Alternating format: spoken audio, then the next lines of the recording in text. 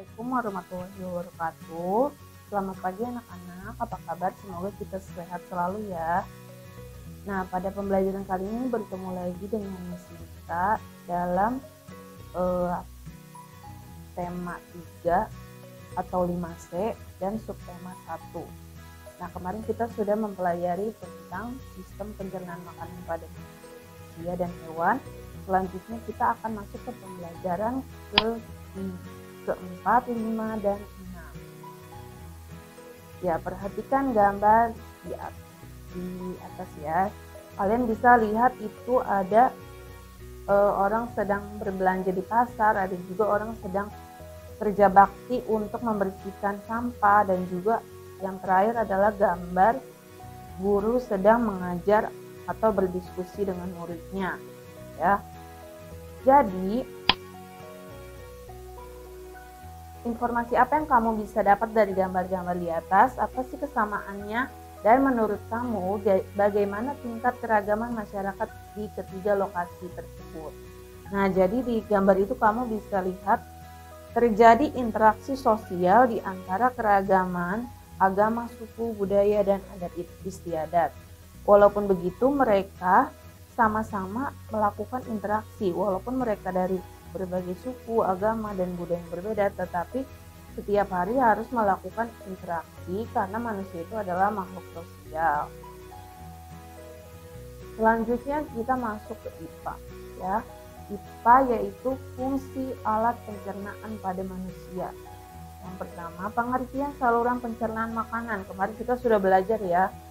Nah, saluran pencernaan makanan merupakan saluran yang menerima makanan dari luar dan mempersiapkannya diserap oleh tubuh. Setiap organ memiliki fungsi dalam proses pencernaan.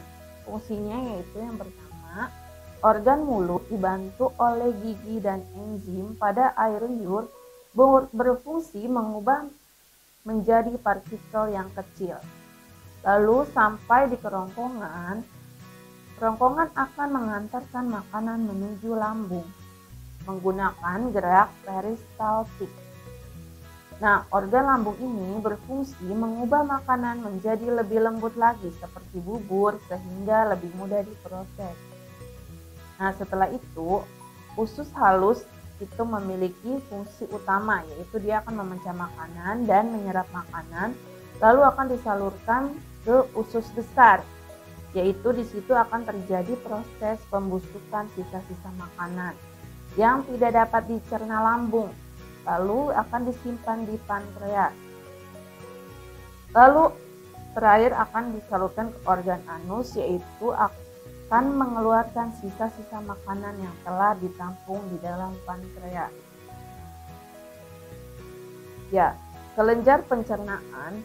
Di situ yang kedua ada kelenjar pencernaan, yaitu organ pada manusia yang menghasilkan enzim-enzim untuk membantu proses pencernaan makanan. Nah, fungsinya itu ada kelenjar ludah. Fungsinya yaitu mencerna makanan ketika masuk ke dalam mulut. Itu menghasilkan enzim petialin yang mengubah zat tepung menjadi gula. Lalu yang kedua ada hati. Ya, hati itu adalah kelenjar terbesar yang berfungsi menghasilkan getah empedu untuk mengemulsikan lemak atau menghancurkan partikel-partikel lemak menjadi lebih halus. Jadi partikel tersebut nanti akan diserap di dinding usus halus, kemudian akan masuk ke jaringan darah dan diedarkan ke seluruh tubuh.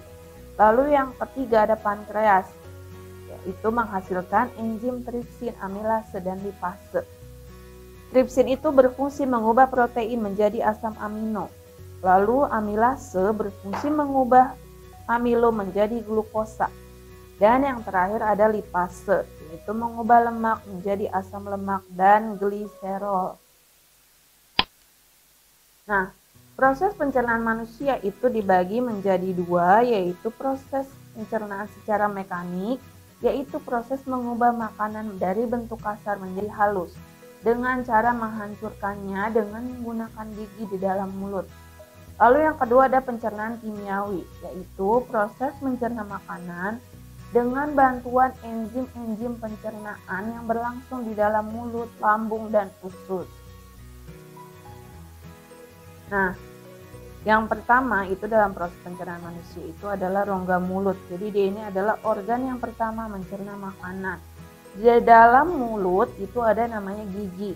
Jadi gigi itu berfungsi dalam proses mencerna makanan secara mekanik, yaitu mengubah makanan yang berserat dan keras menjadi halus agar lebih mudah ditelan.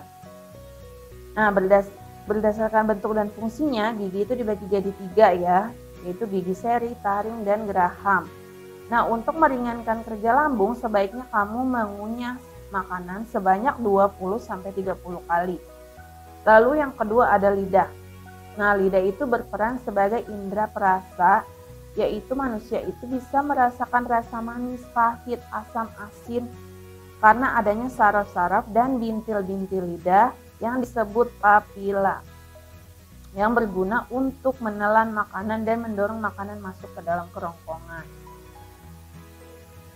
Lalu yang ketiga ada kelenjar ludah.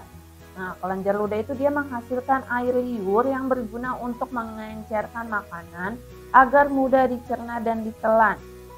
Jadi ludah itu bisa membunuh kuman-kuman yang ada di mulut kalian yang masuk bersama makanan. Lalu yang selanjutnya ada kerongkongan. Ya, jadi kerongkongan itu adalah bagian saluran pencernaan yang menghubungkan rongga mulut dengan lambung. Jadi di dalam kerongkongan itu terjadi gerakan peristaltik, yaitu gerakan mendorong makanan menuju lambung. Lalu yang ketiga ada lambung.